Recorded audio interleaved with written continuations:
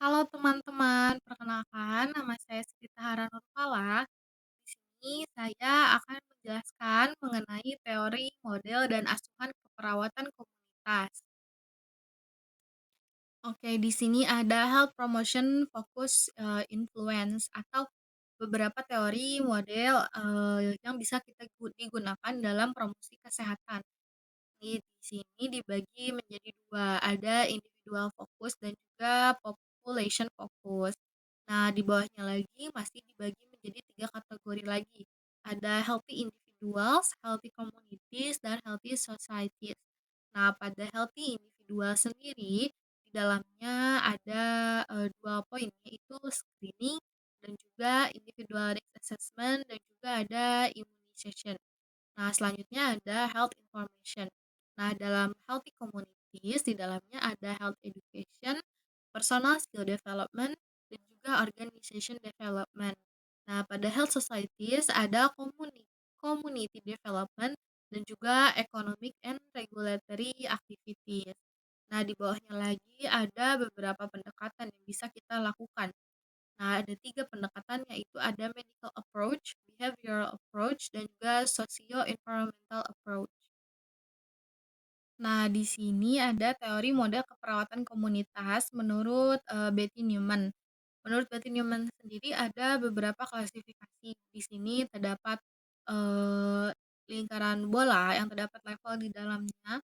Yang di tengah itu ada core, lalu bagian luar ada lagi spiritual, kultural, sosial, psikologis, dan biologis. Nah, ada lagi poin-poin di dalam core, spiritual, kultural, dan lain-lainnya. Pada core sendiri ada garis pertahanan resisten, dan juga ada nyata, aktual, dan prevensi tersier. Pada lingkaran kedua, kita akan mendapatkan garis pertahanan normal, dan juga ancaman atau prevensi sekunder. Pada lingkaran paling luar, itu ada sehat, prevensi primer, garis pertahanan fleksibel. Yang selanjutnya ada segitiga, penjelasan mengenai segitiga dalam kesehatan komunitas. Di sini ada A adalah agen penjamu, P adalah penjamu, L ada lingkungan. Idealisnya semuanya setara antara agen dan penjamu dan juga lingkungan agar tercapai kesehatan yang optimal. Apabila penjamu atau host yaitu kita memiliki ketimpangan, itu akan eee, tidak bisa mencapai kesehatan yang optimal. Begitupun dengan yang lainnya, apabila agen lebih di bawah daripada penjamu, ataupun penjamu lebih di bawah, ataupun lingkungan pun, eee, tidak berada di tengah, tidak ada berada di antara agen dan penjamu, itu bisa membuat derajat kesehatan terpengaruhi. Oke, di sini ada strategi promosi kesehatan. Di dalamnya yaitu ada advokasi, social support, dan juga empowerment. Begitu. Di sini ada penjelasan mengenai dimensi struktur budaya dan sosial ataupun faktor mencakup mengenai asuhan keperawatan. Dalam asuhan keperawatan sendiri, terdapat beberapa faktor yang bisa mempengaruhi, yaitu individu, keluarga, kelompok komunitas, dan institusi dalam sistem kesehatan yang berbeda. Di atasnya terdapat panah yang mempengaruhi ekspresi asuhan, pola, dan praktik kesehatan yang holistik atau sejahtera. Di dalamnya itu ada faktor pendidikan, faktor ekonomi, faktor politik dan hukum, jalan hidup dan nilai budaya, faktor hubungan dan sosial, faktor agama dan filosofi, faktor teknologi, dan mungkin masih banyak faktor lainnya yang dapat mempengaruhi ekspresi asuhan dan pola dan praktik kesejahteraan yang holistik. Nah, keputusan dan tindakan asuhan keperawatan sendiri ada 4 poin, yaitu ada prevensi atau rumatan asuhan kultural, lalu ada akomodasi, negosiasi asuhan kultural, dan juga repolarisasi, yaitu restruksi asuhan kultural. Nah, yang terakhir ada asuhan keperawatan kongruen. Oke, di sini terdapat beberapa struktur, yaitu ada dimulai dari pengkajian, analisis, diagnosa keperawatan komunitas, rencana, sampai intervensi. Di sini pengkajian menunjukkan menunjukkan bahwa kita harus melihat berbagai aspek dan juga faktor yang ada dalam, komunitas. Lalu analisis, kita lihat derajat reaksi dan juga stresor untuk menentukan diagnosa keperawatan komunitas. Lalu turun, kita akan mendapatkan rencana, lalu kita akan juga mendapat intervensi. Dalam, intervensi, apabila kita sudah mendapatkan intervensi, kita mencari pencegahan primer, pencegahan sekunder, dan juga pencegahan tersier. Nah, dalam, komunitas dengan berbagai aspeknya, kita akan mendapatkan beberapa penjelasan mengenai garis pertahanan komunitas. Yang pertama adalah garis pertahanan fleksibel atau buffer zone, lalu ada garis pertahanan normal, yaitu kesehatan, dan juga garis resistensi atau kekuatan. Ini garis pertahanan ini mengelilingi inti atau individu dari komunitas itu sendiri. Oke, yang selanjutnya di sini, penjelasan mengenai roda pengkajian. Seperti yang sudah disebutkan, dalam pengkajian kita, mendapatkan beberapa aspek atau berbagai aspek, yaitu ada rekreasi, lingkungan, pendidikan, pemerintahan, keamanan dan transportasi, pelayanan kesehatan dan sosial politik, lalu keamanan, ada ekonomi, dan masih banyak lainnya.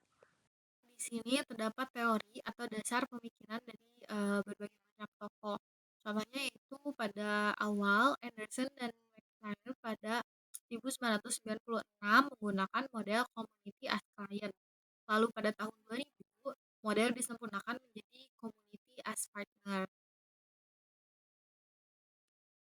Community as Partner mempunyai makna yaitu sesuai filosofi PHC yaitu fokus pada pemberdayaan masyarakat.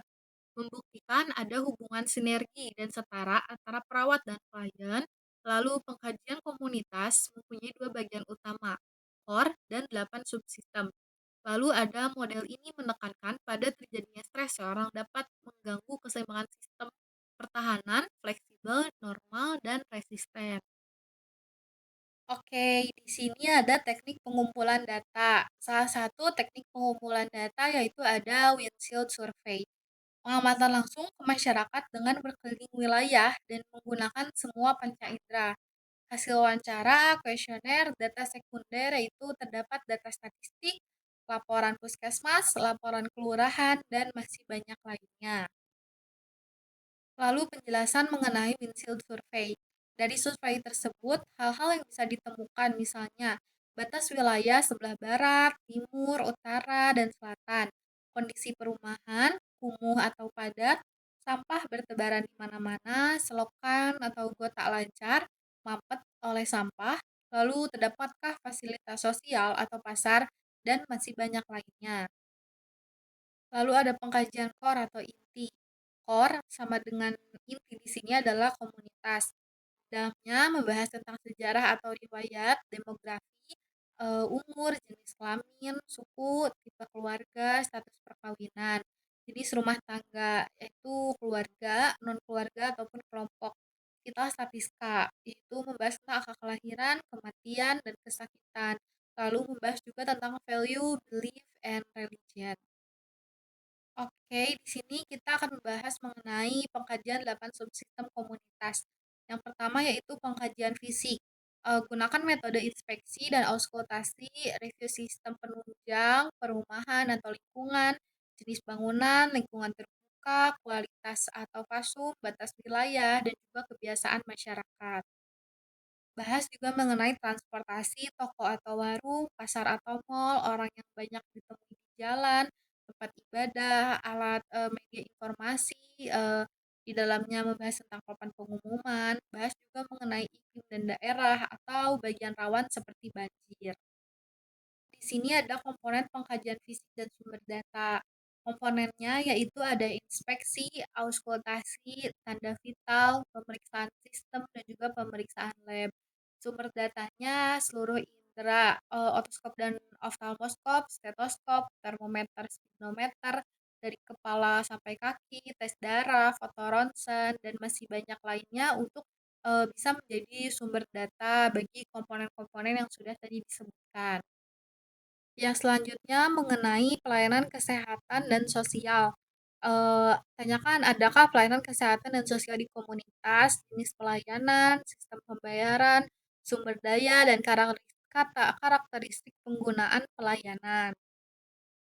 Lalu ada ekonomi, tanyakan pekerjaan, rata-rata masyarakat, pendapatan rata-rata, rata-rata umur pekerja, presentasi jenis kelamin yang bekerja, dan juga adakah industri di sekitar masyarakat. Nomor 4, menjelaskan mengenai keamanan dan transportasi, pelayanan perlindungan, pemadam kebakaran, polisi, sanitasi, kualitas udara dan kualitas air, tempat tinggal penduduk, berdekatan dengan sumber limbah, sistem pengamanan yang diterapkan untuk mengurangi resiko kesehatan, jenis transportasi yang ada dan banyak digunakan, dan juga siapa yang berpengaruh dalam transportasi tersebut.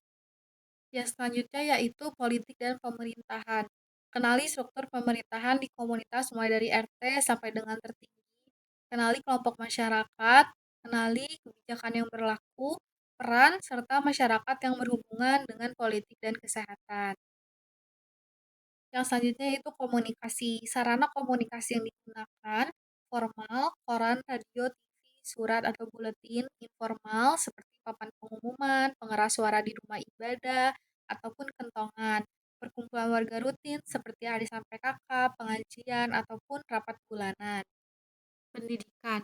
Adakah sarana pendidikan di lingkungan masyarakat, status kepemilikannya, karakteristik pengguna, usia lulus sekolah, jumlah pendaftar, bahasa yang digunakan, sumber daya pendidikan. Lalu ada rekreasi. Sarana rekreasi yang biasa digunakan warga seperti lapangan olahraga, taman, pendopo, sport center. Kapan penggunaannya?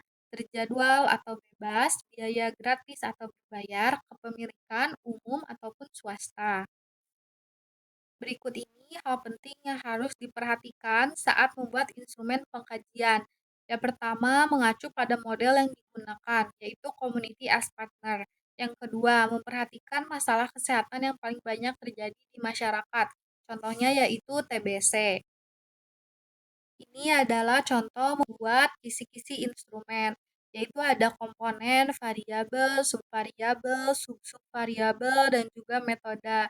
Di dalamnya ada WINS, angket, wawancara, dan juga data sekunder. Di sini ada perumusan diagnosa keperawatan komunitas. Diagnosa keperawatan adalah respon masyarakat terhadap masalah kesehatan yang dapat diantisipasi perawat, menggambarkan masalah, respon, kondisi, dan mengidentifikasi faktor etiologi. Berikut ini adalah contoh format analisa data. Yang pertama, pada data harus mencakup tentang hasil angket, hasil wawancara, hasil observasi, dan juga data sekunder. Baru di sebelahnya kita bisa menentukan masalah kesehatan apa itu. Di sini ada perencanaan. Dalam perencanaan, perawatan ditetapkan sasaran dan tujuan serta tindakan keperawatan yang akan dilaksanakan sesuai dengan masalah kesehatan maupun keperawatan yang ada dengan melibatkan masyarakat melalui kegiatan musyawarah. Perencanaan selalu harus memprioritaskan masalah, tujuan jangka panjang, tujuan jangka pendek, menetapkan rencana intervensi, dan rumusan rencana evaluasi.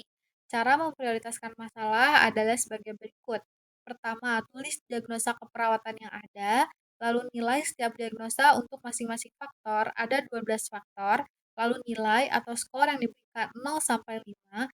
0 nilai terkecil dan 5 adalah terbesar dan jumlah nilai tertinggi adalah prioritas untuk intervensi. Berikut ini adalah format scoring. Kolom pertama adalah kolom diagnosa keperawatan komunitas. Kolom kedua adalah nilai masing-masing diagnosa keperawatan. Apakah keterlibatan perawat besar? Jika ya, beri nilai 5. Sebaliknya, jika tidak ada perannya, berarti nilainya 0. Nilai 1 sampai dengan 4 tergantung besar atau kecilnya peran perawat CHN. Kolom 3 adalah menilai bersama masyarakat apakah masalah tersebut beresiko menjadi masalah lain yang lebih besar. Jika ya, beri nilai 5 dan sebaliknya jika tidak, beri nilai 0. Nilai 1 sampai dengan 4 tergantung besar kecilnya masalah yang mungkin terjadi. Kolom 4 adalah menilai bersama masyarakat apakah diagnosa keperawatan tersebut akan menimbulkan kondisi yang lebih parah jika tidak diatasi. Jika ya, beri nilai 5 dan sebaliknya, jika tidak, beri nilai 0. Nilai 1 sampai 4 tergantung derajat parahnya. Kolom 5 nilai bersama masyarakat, apakah ada potensi untuk dilakukan pendidikan kesehatan dalam menangani masing-masing diagnosa keperawatan tersebut? Jika ya, beri nilai 5, jika tidak, beri nilai 0.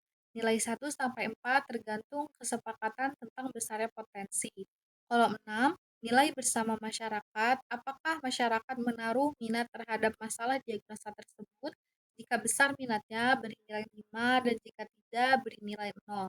Nilai 1 sampai 4 tergantung kesepakatan dengan masyarakat. Kolom 7 nilai oleh Anda apakah diagnosa keperawatan tersebut sesuai dengan program pemerintah. Jika ya, beri nilai 5, jika tidak, beri nilai 0. Nilai 1 sampai 4 tergantung seberapa besar pemerintah menetapkan masalah tersebut sebagai prioritas untuk ditanggulangi oleh Depkes. Kolom 8 nilai bersama masyarakat. Bagaimana kemungkinan untuk diatasi? Jika besar kemungkinan, beri nilai 5 dan jika tidak, diberi nilai 0. Nilai 1 sampai 4 tergantung besarnya kemungkinan untuk dapat diatasi masalah tersebut. Kolom 9 nilai bersama masyarakat, apakah tersedia untuk menangani diagnosa keperawatan tersebut? Jika ya, beri nilai 5, jika tidak, diberi nilai 0. Nilai 1 sampai 4 tergantung ketersediaan masyarakat terhadap diagnosa tersebut. Kolom 10 nilai bersama masyarakat, apakah tersedia dana untuk menangani masalah tersebut? Jika tersedia, beri nilai 5 dan jika tidak, beri nilai 0. Kolom 11 nilai bersama masyarakat, apakah tersedia untuk menangani masalah tersebut? Jika bersedia, beri nilai 5, jika tidak, beri nilai 0. Kolom 12, nilai bersama masyarakat, apakah fasilitas untuk menangani masalah keperawatan tersebut akurat? Jika ya, beri nilai 5, jika tidak, beri nilai 0. Kolom 13, nilai oleh Anda, apakah Anda sebagai petugas punya kemampuan dan kesiapan yang memadai untuk menangani masalah, lalu nilai skornya. Berikut ini adalah format untuk menentukan prioritas masalah. Ada nomor masalah kesehatan A, B, C, D, E, F, G, sampai L, dan juga ketersediaan sumbernya. Lalu di sini ada keterangannya, keterangan huruf A sesuai dengan peran perawat komunitas, B sesuai dengan program pemerintah, C sesuai dengan intervensi pendidikan kesehatan, D resiko terjadi, E resiko parah, F minat masyarakat, G kemudahan untuk diatasi, H tempat, I dana, J waktu, K fasilitas, L petugas, lalu pengisian skor. 1 sangat rendah, 2 rendah, 3 cukup, 4 tinggi, dan 5 sangat tinggi. Berikut adalah cara lain untuk menentukan prioritas masalah kesehatan komunitas, yaitu tulis masalah kesehatan, diagnosa A, diagnosa B, lalu berikan skor untuk besar masalah, kesadaran masyarakat untuk diubah, sumber daya yang tersedia, dan skor totalnya berapa. Nah, keterangan pembobotan dari 1 yaitu sangat rendah sampai 5 yaitu sangat tinggi. Setelah diagnosa dinilai semua, lalu jumlahkan nilai dari semua kolom. Jumlah nilai tertinggi dari diagnosa keperawatan tersebut adalah prioritas untuk ditangani. Setelah masalah dapat diprioritaskan, maka selanjutnya adalah menetapkan tujuan, menetapkan rencana intervensi, dan menetapkan kriteria hasil. Merumuskan tujuannya. Tujuan terbagi menjadi dua, yaitu tujuan jangka panjang dan tujuan jangka pendek. Tujuan jangka panjang adalah target akhir dari kegiatan atau hasil akhir yang diharapkan dari rangkaian proses pemecahan suatu masalah keperawatan. Biasanya berorientasi pada perubahan perilaku baik mencakup keterampilan, pengetahuan, atau sikap. Contoh, akhir Desember 1997, cakupan imunisasi pada balita di RT 1009 Kelurahan. Tujuan jangka pendek adalah hasil yang diharapkan dari setiap akhir kegiatan yang dilakukan pada waktu tertentu, merupakan tujuan antara untuk mencapai tujuan jangka panjang. Contoh, setelah pelatihan kader selama 3 hari, diharapkan kader dapat melaksanakan penimbangan, melaksanakan pencatatan KMS, melaksanakan pencatatan dan pelaporan 3 bulanan. Pedoman menetapkan tujuan jangka panjang dan jangka pendek. Rumusan berfokus pada klien, tujuan jangka panjang berorientasi pada penyelesaian satu diagnosa keperawatan, tujuan jangka pendek disesuaikan dengan penjabaran tujuan jangka panjang. Tujuan jangka panjang terdiri dari indikator performance yang luas dan abstrak. Tujuan jangka pendek terdiri dari indikator performance yang spesifik. Pengembangan tujuan didasarkan pada prinsip ilmiah dan praktek. Menetapkan rencana intervensi, merencanakan apa yang akan dilakukan, kapan dilakukan, bagaimana akan dilakukan, siapa yang akan melakukan, berapa banyak yang akan dilakukan, dan juga memperhatikan program yang ada, situasi, sumber daya, program yang lalu, dan juga menetapkan aktivitas untuk setiap tujuan. Yang selanjutnya adalah evaluasi. Kriteria adalah tolak ukur dari kegiatan tertentu, misalnya peningkatan cakupan imunisasi dasar pada balita RT 1, eh, RW 01, Kelurahan Magetan. Standar adalah tingkat penampilan atau performance sesuai tolak ukur yang ada. Misalnya, imunisasi BCG meningkat dari 65% menjadi 75%. Imunisasi DPT meningkat dari 50% menjadi 75%, dan sebagainya. Intervensi keperawatan kesehatan masyarakat dilaksanakan secara bersama-sama dengan melibatkan peran serta masyarakat, institusi terkait yang berfokus pada masalah kesehatan yang ditemukan dengan lebih mengedepankan upaya promotif dan preventif, serta tidak mengesampingkan upaya kuratif bersama-sama dengan instansi puskesmas setempat. Sasaran intervensi perawatan kesehatan ditujukan kepada individu bermasalah, keluarga bermasalah, dan masyarakat umum. Fokus implementasi adalah meningkatkan, mempertahankan, memperbaiki kesehatan, mencegah penyakit, dan rehabilitasi dengan strategi yang digunakan yaitu proses kelompok, health promotion, dan partnership. Proses kelompok adalah rangkaian kegiatan yang dilakukan oleh perawat dan masyarakat sejak awal sampai akhir fase kegiatan. Health promotion adalah aktivitas individu dan komunitas untuk meningkatkan gaya hidup sehat. Sedangkan partnership yaitu kerjasama. Hal ini dilakukan oleh perawat bersama unsur lain yang terkait mengenai kesehatan. Evaluasi. Evaluasi yang dilaksanakan baik secara proses kegiatan formatif maupun evaluasi hasil sumatif dari tindakan keperawatan yang telah dilaksanakan. Kegiatan evaluasi dilakukan untuk mengukur keberhasilan selama evaluasi perawat mengumpulkan data dan menganalisanya apakah terjadi perubahan kondisi atau tidak. Dilakukan bersama masyarakat, merupakan respon masyarakat terhadap program kesehatan. Yang dievaluasi yaitu relevansi program dengan kebutuhan masyarakat, rencana yang dibuat, efisiensi biaya, efektivitas program, dampak aktivitas program. Lalu jenis evaluasi yaitu ada evaluasi formatif, menilai setiap aktivitas selesai, dan juga evaluasi sumatif yaitu jangka panjang di akhir program. Nah, itu dia penjelasan mengenai keperawatan komunitas. Diharapkan semuanya mengerti, dimulai dari pengkajian sampai evaluasi maupun konsep dari komunitas itu sendiri. Terima kasih teman-teman. Wassalamualaikum warahmatullahi wabarakatuh.